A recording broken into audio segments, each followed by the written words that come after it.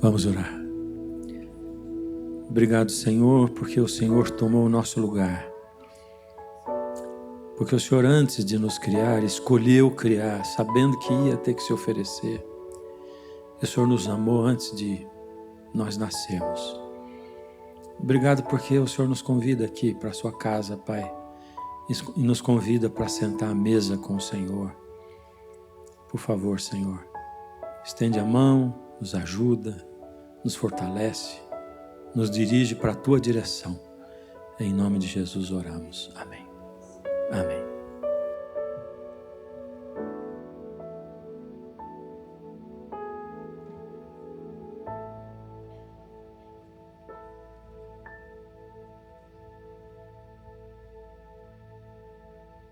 Bom dia, igreja. Muito bom estar aqui na casa de Deus, bom ter vocês aqui. Eu sempre me emociono de ver vocês chegando, né? Famílias, gente chegando aqui para adorar. Hoje é um dia de muita festa. Você vai perceber ao longo da programação o tamanho da nossa festa. Primeiro porque nós temos um dia de Santa Ceia. A Santa Ceia é uma festa maravilhosa e ela inclui todo mundo. A Santa Ceia não exclui ninguém, tá? Ela é aqui a casa do Pai, essa é a mesa do Pai e Ele convida todos nós para participarmos da mesa dele. Seja você de religião, da religião que você for, você é convidado à mesa do Pai. Nós temos como costume fazer, como Jesus fez com os discípulos, a cerimônia do lava-pés. E se você sair daqui para participar da cerimônia, porque não participou ainda, não tem problema, não vou ficar chateado, você vai e volta, tá bom? Vai ser um prazer. Convido você a abrir a Bíblia em João, no capítulo 18. João, Evangelho de João, capítulo 18. A gente vai tomar esse texto como base para a nossa meditação. Ele vai ser a base. Por quê? Você sabe que os evangelhos se completam, né? É mais ou menos assim, se você estiver numa esquina e acontecer um acidente e você chamar as pessoas que estavam ali na esquina para contar o acidente, cada uma vai contar do seu ponto de vista, né? E juntando tudo você vai ter uma cena muito mais parecida com o que aconteceu. Assim também os evangelhos. Cada um deles escreve sobre a vida de Jesus, cada um do seu ponto de vista, e a história dele vai se completando. Nós vamos ler o verso 1 e verso 2, João 18, 1 e 2. Tendo Jesus dito essas palavras, que palavras? E o contexto aqui é que, embora a gente vai participar da ceia, o texto que eu escolhi acontece logo depois da ceia. Jesus acabou de tomar a ceia com seus discípulos e acontece isso aqui, logo em seguida. Por isso que diz assim, havendo Jesus dito estas palavras, saiu juntamente com seus discípulos para o outro lado do ribeiro de Cedron, onde havia um jardim, e aí entrou com eles. Então Jesus sai com seus discípulos, vai para o jardim do Getsêmani, juntinho do ribeiro de Cedron. Verso 2. E Judas, o traidor, também conhecia aquele lugar, porque Jesus ali estivera muitas vezes com os seus discípulos.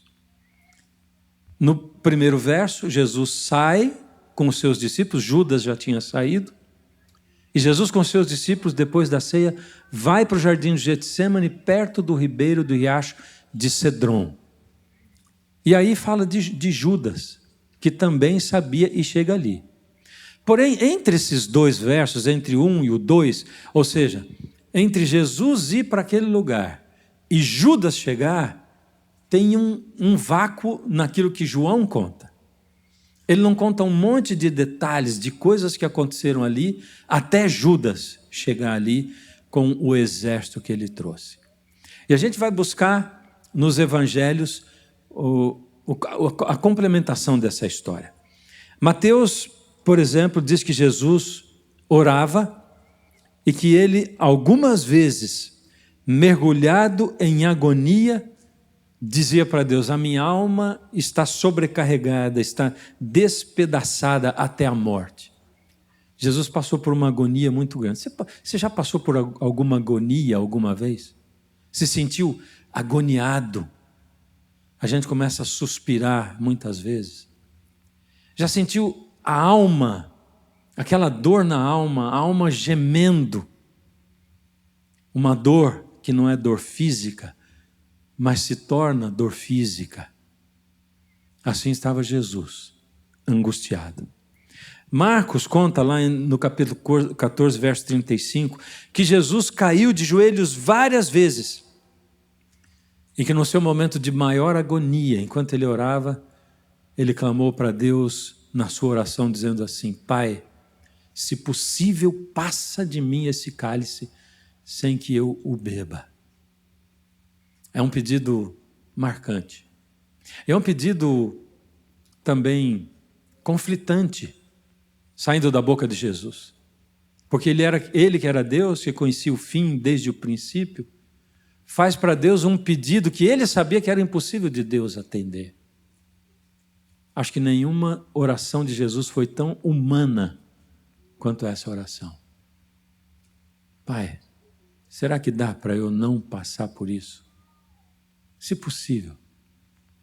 Mas faça a tua vontade. Nessa oração, Jesus demonstra o tamanho da fé, ou o jeito que a gente deve exercer a nossa fé.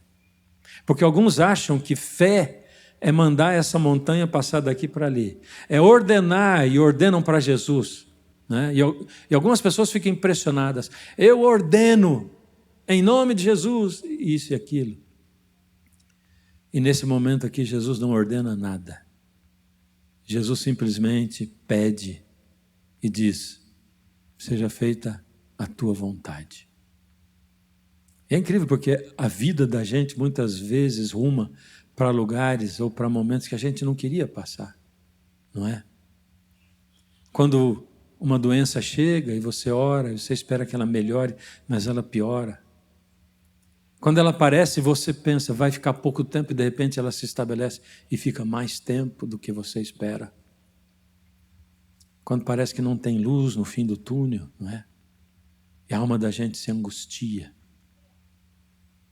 Incrivelmente a gente, embora Deus não tenha falado ali, Deus implicitamente deu uma resposta, né?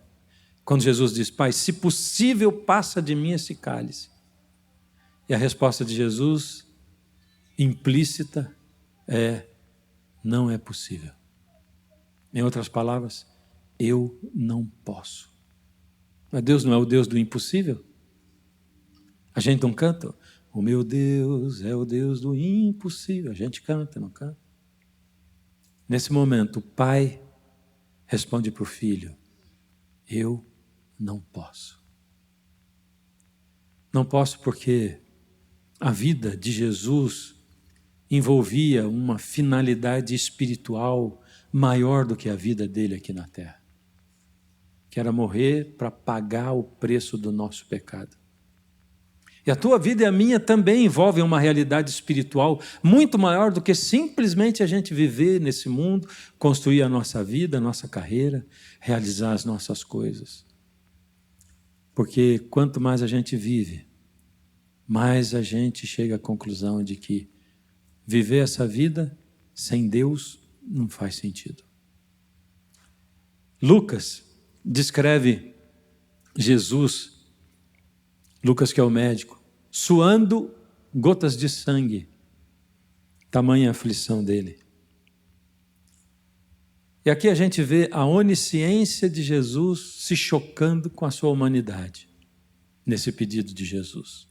Na sua onisciência, ele sabia que ele tinha que passar por aquilo, mas na sua humanidade, ele sabia que sozinho ele não conseguiria, que ele não era capaz. E tinha mais, o inimigo não poupava sussurrar nos ouvidos dele, dizendo assim: você levar o pecado de toda a humanidade é pesado demais para você. Você não consegue. São tantos pecados E o pecado é tão ofensivo a Deus. E você já está sentindo a separação sua do Pai, porque o Pai não pode estar com você enquanto você recebe os pecados dos outros. O mais incrível é que Jesus nunca pecou. Mas o Pai não podia estar junto dele, porque ele carregava o peso da humanidade. E o inimigo dizia assim: você vai morrer e não vai ressuscitar. Como nossos pensamentos são invadidos, não é? Por sugestões do inimigo, quando ele diz assim: você é bobo de seguir esse caminho. Você não serve para isso. Deus te abandonou. Outras vezes ele sussurra assim: Deus não faz sentido. Por que você está seguindo por aí ainda? Nesse momento aqui, a unidade de Jesus e Deus estava interrompida. Lembra que ele orou lá em João 17 assim? Eu e o Pai somos um. Pai, que eles sejam um, assim como tu e eu somos um. Mas agora, carregando os pecados de nós todos, estava separado de Deus. O inimigo dizia: foi tudo em vão. Ele estava explodindo em aflição. Jesus carregava uma dor profunda. E ele era espetáculo para os mundos. Paulo diz assim, enquanto você vive aqui nessa terra, você e eu, nós estamos como que num palco onde os mundos e os anjos enxergam a vida da gente e todo mundo assiste a nossa vida. E todos os mundos assistiam à cena da agonia de Jesus no Getsemane, no jardim do Getsemane. Enquanto ele ouvia de um lado o inimigo sussurrando, e do outro ele sentia a separação entre ele e o Pai. A coisa que ele mais precisava era de gente intercedendo por ele. Outro dia, eu li um texto muito lindo que uma pessoa escreveu, né? Sobre a ausência do pai dela. Era um homem. Ele escrevia aquilo dizendo: puxa, como eu gostaria de ter meu pai comigo, porque ele já morreu. Ele fala um monte de coisas lindas e entre as coisas ele diz assim: era tão bom quando eu podia tê-lo do meu lado e quando nas minhas dificuldades eu o abraçava, só para ouvir muitas vezes: vai dar tudo certo, vai dar tudo certo. Era isso que Jesus queria.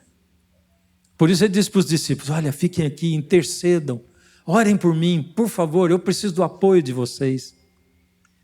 Mas eles dormiram, e nem por isso ele os reprovou. A gente vê nos filmes e pensa que os soldados que vieram buscar Jesus eram um grupinho de soldados, né? Parece que tinha 12, 13 lá, né? 12 discípulos e 12 soldados. Olha o que texto de Mateus 26, 47 diz: eis que chegou Judas, um dos 12, e com ele grande turba, com espadas e porretes, vinda da parte dos principais sacerdotes e dos anciãos do povo. Grande turba, era um grande exército, que veio cercar Jesus, carregando espadas, porretes. E Jesus estava naquele lugar. Embora ele tivesse orado para Deus: passe de mim esse cálice, se o Senhor puder. Embora ele tivesse ouvido a resposta implícita de Deus, dizendo: eu não posso, não é possível, ele decidiu beber o cálice. Ele quis, ele tomou a decisão. Olha em João 18, 11 o que diz aí: mete a espada na bainha, não beberei porventura o cálice que o Pai me deu? Quando Pedro tira a sua espada, Jesus: guarda essa espada aí já. Não é desse jeito que você vai provar que é meu. Eu escolhi e decidi beber o cálice que o Pai me deu. O mais incrível é que judeus e gentios não se encontravam nunca, né? Jesus era acusado porque ele comia com os gentios, né? Comia com os pecadores. Acontece que nesse momento aqui, judeus e gentios, líderes dos judeus e gentios, se uniram num propósito maléfico, malévolo. Se uniram para destruir Jesus. Eles estavam na mesma hora, no mesmo lugar. Eles combinaram isso. Escolheram um lugar onde Jesus estivesse bem longe do povo. Eles conheciam o poder de Jesus. Tinham uma fila de tochas acesa à noite, cada um com a sua espada. E o local onde eles estavam era junto do riacho de Cedron, entre o riacho de Cedron e os muros de Jerusalém. Na liderança daquele povo, Judas. Na liderança de tudo que estava acontecendo, estava Jesus. E Deus, onde estava nesse momento? Sabe, quando eu leio essa cena, me dá a impressão, na minha visão humana, né? Que Deus estava em algum lugar por trás do véu que separa o mundo espiritual do natural. Deus estava correndo para lá e para cá, desesperado, agoniado com o que estava acontecendo, pensando, o que eu posso fazer? Posso fazer isso? O que eu posso fazer? E um Deus impotente diante de um filho impotente que estava ali sendo preso. Quando a gente olha, dá a impressão que nesse momento aqui, Roma era um grande trator passando por cima de Jesus e esmagando ele. Mas na verdade Jesus estava ali porque ele escolheu.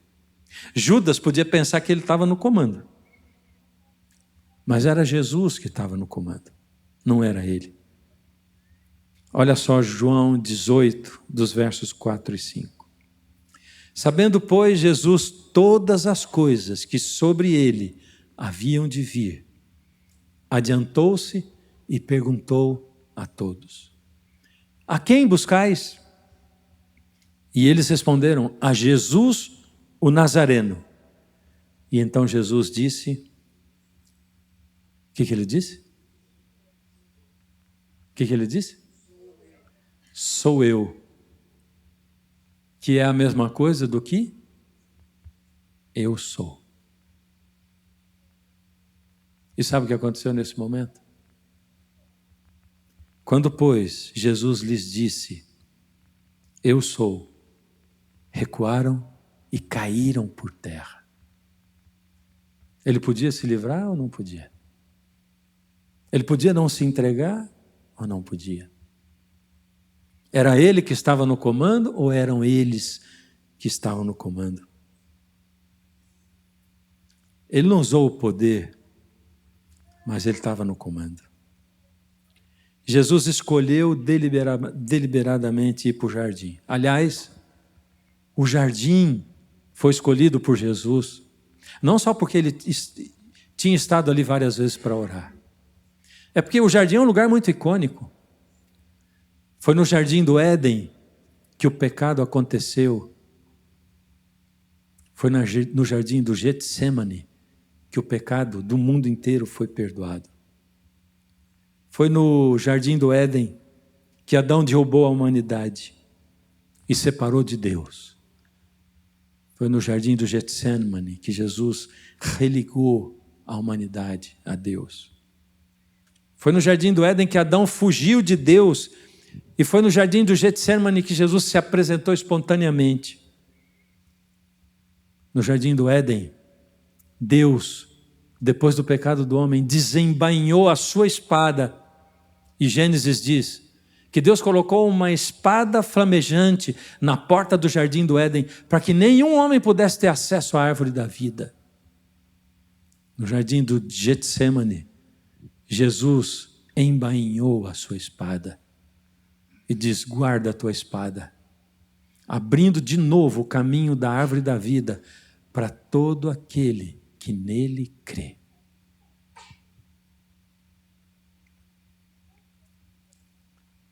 Primeiro Adão começou a vida no jardim do Éden. O segundo Adão veio e no final ele foi para o jardim do Getsemane. Jesus está no controle mesmo quando não parece. O tempo todo ele está no controle. Por isso que ele diz assim, entrega o teu caminho ao Senhor, confia nele e o mais ele fará. Acontece que a gente faz expectativas a respeito de Deus, não é? A expectativa da gente é ouvir um texto desse e diz assim, Entrega o teu caminho para Deus e Ele vai cuidar para que nada de mal aconteça para você. E para que você não seja prejudicado, entre aspas, né? Mas a palavra diz que o Senhor está à nossa disposição, que todas as coisas contribuem para o bem daqueles que amam a Deus, mas Ele está falando de bem espiritual. Ele está falando dessa ligação ou desse sentido espiritual da nossa vida. Porque todo mundo que nasce nessa terra, nasce, vive e morre.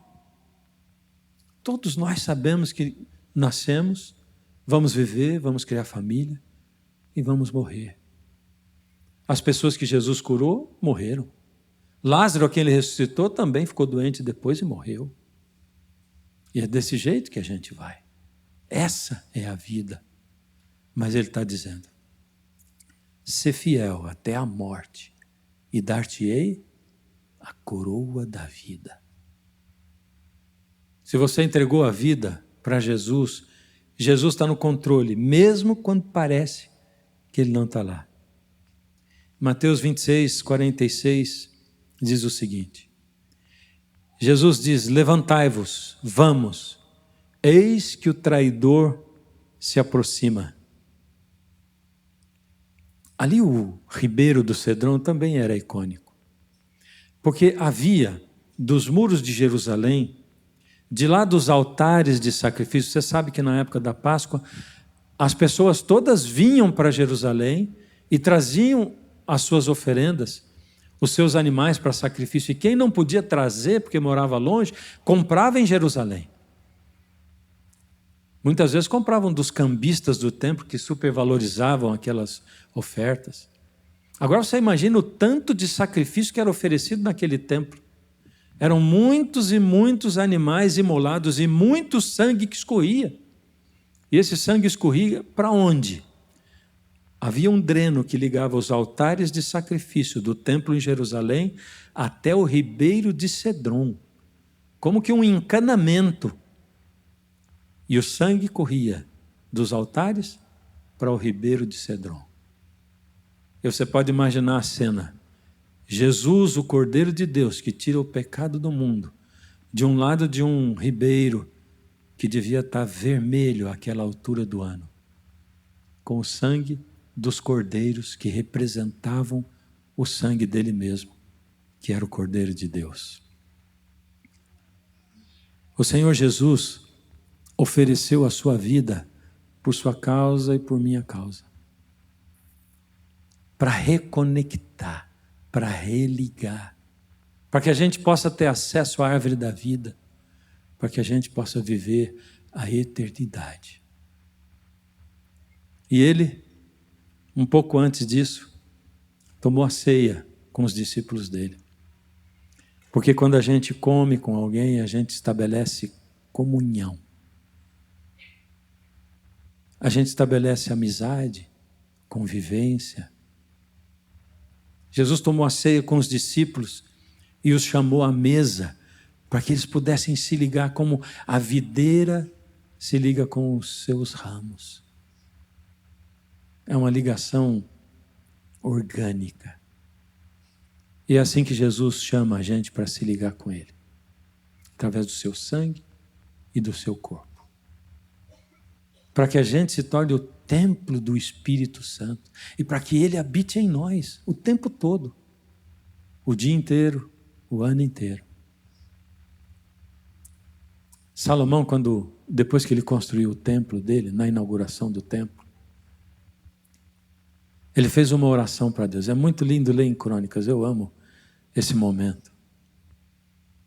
Quando Salomão faz diante de todo o povo, ele era o rei, ele era o líder da nação, a nação no auge, no seu apogeu. Agora você imagina o que representava aquele rei. Eu quero contextualizar um pouquinho. Eu assisti o nascimento, o primeiro nascimento de filho que eu assisti foi do nosso segundo, do Gabriel. A gente morava no Rio, o primeiro a gente morava no interior e não deixaram assistir o parto. Mas a gente morava no Rio e ele nasceu no Hospital Silvestre, que é um hospital adventista, e eu pude assistir aquele parto. Nervoso como todo pai, Tive que sair um pouquinho antes. Onde é o banheiro? É porque eu estava passando mal mesmo, já estava quase desmaiando. E a cabeça tão preocupada e tão preocupada. E eu sentado ali, e o doutor Gideon Marques, que era o médico, quando estava tudo pronto, ele disse: está pronta a equipe? Pronta e tal. E eu achei que ia começar e disse assim: então vamos orar. E eu fui surpreendido dentro da sala de cirurgia quando aquele médico pediu para orar com a equipe dele. E ele estava com a mão assim, já com as luvas, e ele disse mais ou menos assim: Senhor Deus, o Senhor é o médico dos médicos, e eu peço ao Senhor que as tuas mãos sejam as minhas mãos agora. E aquilo foi muito, muito profundo, significativo para mim. Ver um médico como ele colocando a mão dele na mão de Jesus. Agora você imagina Salomão, o rei, diante de toda a nação. E ele fala com Deus assim: Senhor, o Senhor que é tão grande, que nem todo o universo é capaz de conter o Senhor. Aceita morar nesse templo que nós construímos para ser a tua habitação. E a palavra descreve a resposta de Deus. E a resposta de Deus é assim: Salomão, eu sou mesmo tão grande, que nem todo o universo é capaz de me conter. Mas eu aceito e vou habitar no templo que você construiu para mim. Nesse momento em que Jesus morre pelos nossos pecados, por escolha dele, em que ele escolhe beber o cálice amargo por tua causa e por minha causa. Nesse momento em que, ao receber o corpo e o sangue de Jesus, nós passamos a ser templo do Espírito Santo. Nós podemos agora, antes dessa ceia, orar para Deus e dizer assim: Senhor, Tu que és tão grande, que nem todo o universo é capaz de Te conter, mas que aceitaste morar no templo que Salomão construiu para ser a Tua habitação.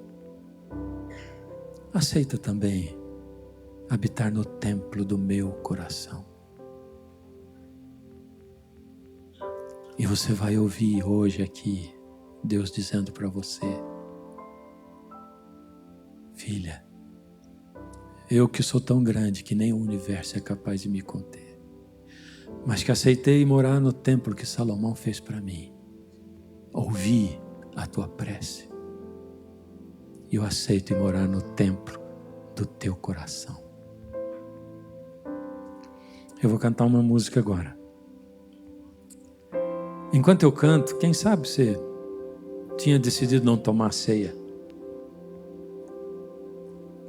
mas Deus está chamando você para não se ausentar da mesa. Vem para a mesa, vem. Senta aqui comigo. Eis que estou à porta e bato. Quem ouvir a minha voz e abrir a porta, entrarei na sua casa e cearei com ele e ele comigo. Quero que você cante comigo. Não sei se você conhece a música. A letra vai estar aí também para você ler. Vamos cantar.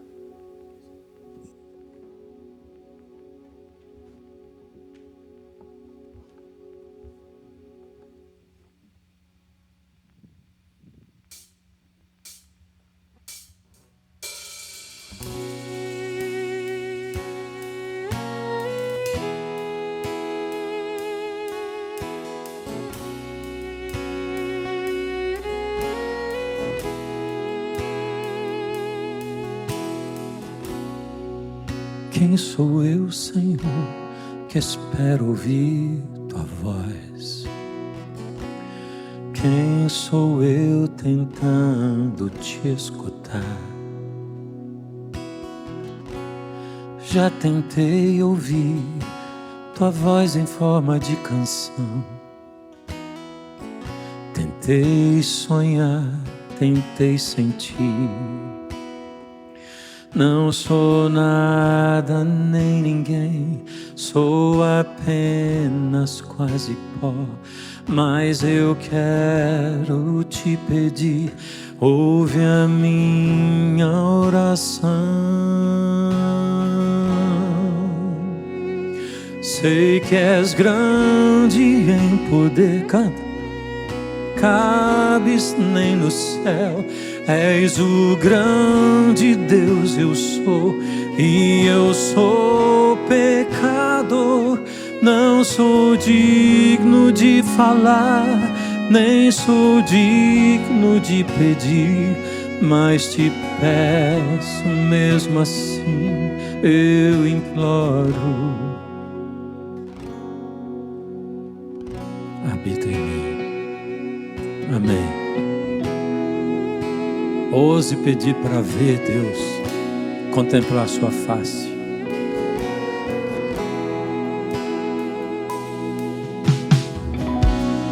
Quem sou eu, Senhor, que espero ver a Deus? Quem sou eu que ouso teu rosto olhar? Como enxergar um Deus que vive lá no céu e esperar tocar tua mão? Não sou nada nem ninguém, sou apenas quase pó. Mas eu quero te pedir, ouve a minha oração. Sei que és grande em poder, que não cabes nem no céu. És o grande Deus, eu sou, e eu sou pecador. Não sou digno de falar, nem sou digno de pedir, mas te peço mesmo assim, eu imploro. Dentro do meu quarto eu estou a orar, lágrimas escorrem pelo chão, tenho a palavra em minha mão. Páginas viradas e o vento a soprar, posso agora ouvir a meiga voz, Deus está a me falar.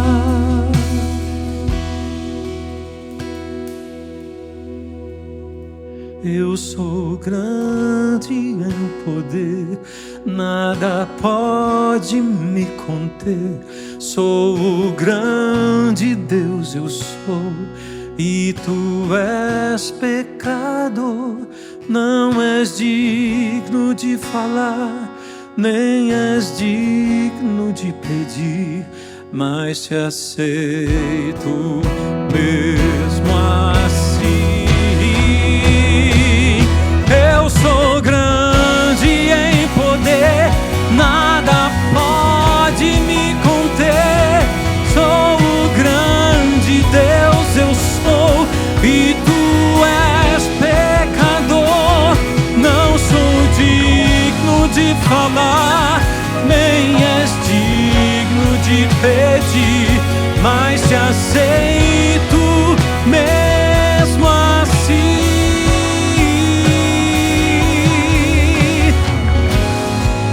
Te aceito mesmo assim e prometo habitarei em ti. Habitarei em ti.